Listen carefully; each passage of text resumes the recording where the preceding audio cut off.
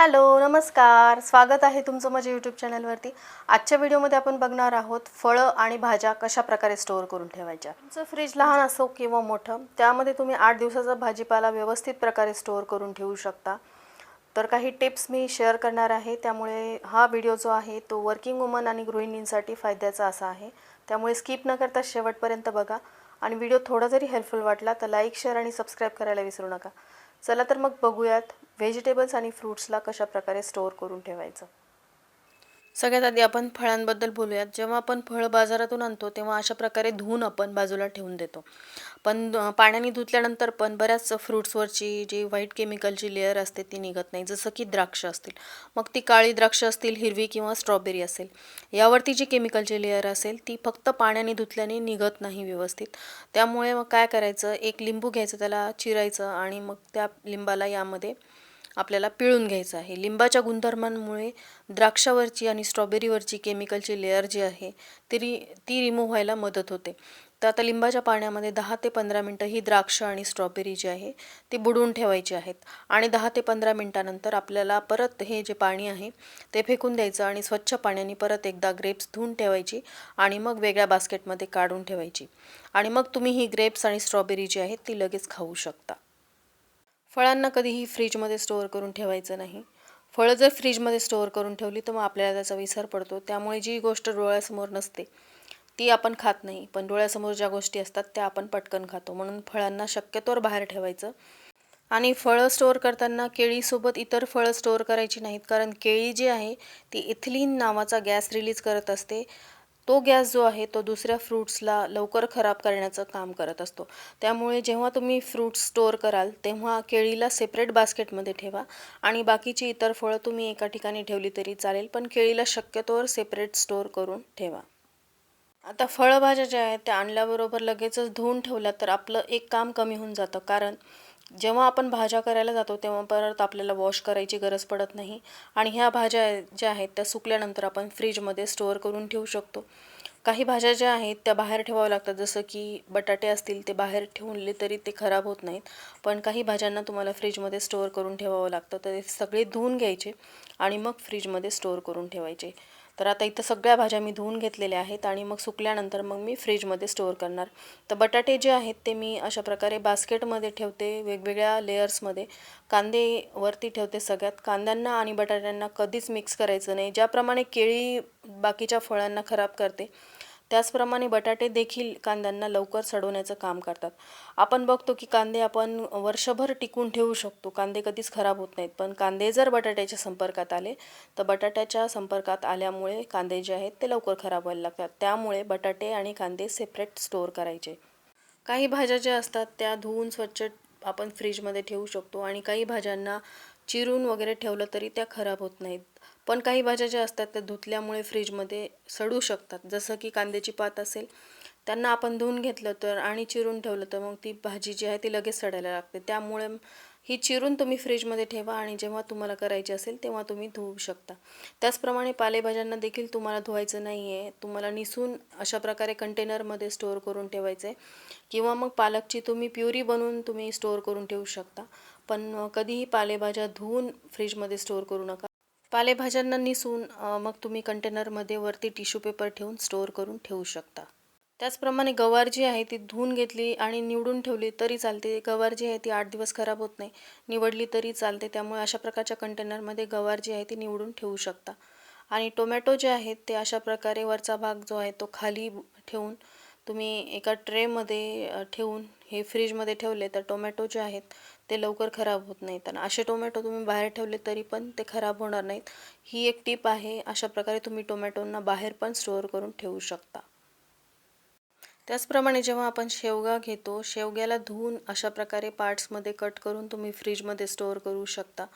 शेवग्याची भाजी बनवू शकता। त्याचप्रमाणे शेवगा जो आहे तो आपण सांबारमध्ये अशा प्रकारे कट ठेवल्यामुळे तुमचं जे काम आहे ते खूप सोपं होईल। त्यानंतर कोथिंबीर जर जास्त प्रमाणात घेतली असेल तर कोथिंबीर निसून तुम्ही अशा प्रकारच्या कंटेनरमध्ये ठेवू शकता, पण वरतून तुम्ही टिश्यू पेपर ठेवायचा आहे। जर तुम्हाला 8 दिवस स्टोअर करून ठेवायचे आहे तर वरती टिश्यू पेपर ठेवल्यामुळे कोथिंबीरचं मॉइश्चर जे आहे ते लॉक होतं आणि कोथिंबीर 8 दिवस खराब होत नाही। त्याचप्रमाणे मिरच्यांची देठं काढून तुम्ही अशा प्रकारच्या कंटेनरमध्ये ठेवू शकता आणि वरून टिश्यू पेपर ठेवायला विसरू नका, कारण यामुळे मिरच्यांचं मॉइश्चर देखील लॉक होतं. तर अशा प्रकारे तुम्ही कोथिंबीर आणि मिरच्यांना स्टोअर करून ठेवू शकता. पण दुसरी एक पद्धत म्हणजे अशा प्रकारचे कंटेनर्स आजकाल मार्केटमध्ये अवेलेबल आहेत. यामध्ये 3 पार्ट्स असतात, त्यामुळे एकाच कंटेनरमध्ये तुम्ही 3 वेगवेगळ्या प्रकारच्या भाज्या ठेवू शकता. मी या कंटेनरचा वापर जे आहे ते मिरच्या, कोथिंबीर आणि कढीपत्ता ठेवण्यासाठी करते, कारण माझा वेळ पण वाचतो आणि एक कंटेनर बाहेर काढलं की माझ्या 3 वस्तू बाहेर येतात. त्यामुळे मग मी या कंटेनरचा वापर करत असते. पुदिन्याला आपण नेहमी चटणीच्या फॉर्ममध्ये यूज करत असतो, त्यामुळे पुदिना आणल्याबरोबर धुवून घ्यायचा आहे, लगेचच त्याची चटणी बनवून घ्यायची. म्हणजे काय होतं, जेव्हा आपण सँडविच बनवतो, दहीवडा बनवतो, त्यावेळेस आपल्याला पटकन चटणी जी आहे ती फ्रीजमध्ये रेडी असते. फक्त यामध्ये आपल्याला अद्रकचा एक तुकडा, हिरवी मिरची, मीठ घालायचं आहे आणि हे बारीक वाटून घ्यायचं आहे. आणि याचा कलर कायम राहावा म्हणून अर्धा लिंबू तुम्ही यामध्ये पिळून घ्या. त्यानंतर ही चटणी जी आहे ती 8 दिवस खराब होत नाही. पण जेव्हा तुम्ही पुदिन्याची चटणी किंवा लसूण, अद्रक स्टोअर करून ठेवत असाल, तेव्हा नेहमी काचेच्या बरण्यांचा वापर करा. काचेच्या बरण्यांचा वापर केल्यामुळे या वस्तूंची शेल्फ लाईफ जी आहे ती वाढते. प्लास्टिकच्या कंटेनर्समध्ये ह्या वस्तू लवकर खराब होऊ शकतात, म्हणून शक्यतोवर काचेच्या बरण्यांचा वापर करा. तर अशा प्रकारे मी सगळ्या ज्या भाज्या आहेत त्या निवडून ठेवलेल्या आहेत. तुम्ही बघू शकताय, गवारीच्या शेंगा निसून ठेवल्यात, चवळी निसून ठेवलेली आहे, कांद्याची पात बारीक करून ठेवली आहे. कांद्याच्या पातीचा वापर आपण बऱ्याच ठिकाणी करतो, जसं की मंचुरियन असेल, फ्राईड राईस असेल किंवा कांद्याच्या पातीची भाजी बनवायची असेल, तर दोन्ही तिन्ही कामं जे आहेत ते अशा कट करून ठेवल्यामुळे खूप सोपे होतात आणि तुम्ही वर्किंग असाल तर तुम्हाला या गोष्टीचा नक्कीच फायदा होतो. शेवग्याच्या शेंगा देखील मी अशा प्रकारे कट करून ठेवलेल्या आहेत. त्यानंतर फ्लावर कट करून ठेवलं आहे. फ्लावरची भाजी करण्यासाठी मदत होते फ्लावर जर कट करून ठेवलं तर, आणि फ्लावर जे आहे ते 8 दिवस खराब होत नाही. तसंच आपल्याला बिर्याणी, पुलावमध्ये घालण्यासाठी पण आपण फ्लावरचा वापर करत असतो. त्यामुळे अशा प्रकारे भाज्या कट करून ठेवल्या तर तुमचं वीकली मील प्लॅनिंग जे आहे ते तयार होतं आणि तुमचं काम जे आहे ते खूप सोपं होऊन जातं. त्यामुळे अशी तयारी करून ठेवली तुम्ही तर तुमची सकाळची धांदळ उडत नाही आणि स्वयंपाक देखील खूप कमी वेळेत तयार होतो. तर अशा प्रकारच्या कंटेनर्सचा तुम्ही वापर करू शकता. काही कंटेनर्स तुम्ही फ्रीझरमध्ये ठेवले तरी पण चालतात, जसं की मटर असेल, मटरला तुम्ही डीप फ्रीज करून ठेवू शकता. त्याचप्रकारे पालेभाज्या, त्यानंतर फळभाज्या अशा प्रकारे कट करून या कंटेनरमध्ये स्टोअर करून ठेवल्या. फ्रीज पण आपलं ऑर्गनाईज राहतं, मेसी वाटत नाही आणि आपल्याला जी भाजी करायची आहे ती आपण पटकन काढून ते कंटेनर रिकामं करून धुवायला टाकू शकतो आणि फ्रीज पण आपलं वरचेवर जे आहे ते रिकामं होत जातं. आता तुम्ही बघू शकता, माझं खूप छोटं फ्रीज आहे, पण या छोट्याशा फ्रीजमध्ये हे कंटेनर्स किती व्यवस्थित बसलेले आहेत आणि खूप प्रकारच्या भाज्या ज्या आहेत त्या मी स्टोअर करून ठेवलेल्या आहेत. त्यानंतर काकडी, टोमॅटो, गाजर तुम्ही अशा प्रकारच्या ट्रेमध्ये फ्रीजमध्ये ठेवू शकता. हे ट्रे जे आहेत ते काढायला आणि ठेवायला सोपे आहेत आणि पटकन आपल्याला जेव्हा सॅलड खायचं असतं तेव्हा या ट्रेला पुल आउट करून आपण इझिली या वस्तू ज्या आहेत त्या बाहेर काढू शकतो. आणि या वस्तूंना काही तुम्हाला खूप काही स्टोअर करून ठेवायची गरज नसते, वेळेवर तुम्ही कट करू शकता. आणि त्याचप्रकारे वांगी असतील, सिमला मिरची असेल, त्यांना तुम्ही अशा प्रकारच्या नेट बॅगमध्ये स्टोअर करून ठेवू शकता, कारण या नेट बॅगमधून एअर सर्क्युलेशन होतं आणि त्यामुळे वांगे असतील, सिमला मिरची असेल ते लवकर खराब होत नाही. म्हणून तुम्ही अशा प्रकारच्या नेट बॅगचा वापर करून त्यांना तुम्ही व्हेजिटेबलचं जे खालचं सगळ्यात बॉटमचं कंटेनर असतं त्यामध्ये ठेवून देऊ शकता. त्यानंतर अद्रक आणि लसणला तुम्ही वेगवेगळं स्टोअर करून ठेवू शकता किंवा अद्रक लसणची एकत्र पेस्ट करून ठेवू शकता. पण अद्रक आणि लसण वेगवेगळं स्टोअर करून ठेवलं तर काही भाज्यांमध्ये फक्त लसणाची गरज असते आणि काही भाज्यांमध्ये फक्त आपण अद्रक आणि हिरव्या मिरचीची पेस्ट घालतो. त्यामुळे शक्यतोवर वेगवेगळं निवडून ठेवा आणि जेव्हा भाजीमध्ये घालायचं असेल आणि काही भाज्यांमध्ये अद्रक लसण लागत असेल तर त्यावेळेस तुम्ही कुटून अद्रक लसण घालू शकता. पण अशा प्रकारे वेगवेगळं निवडून ठेवल्यामुळे तुम्हालाच त्याचा फायदा होतो.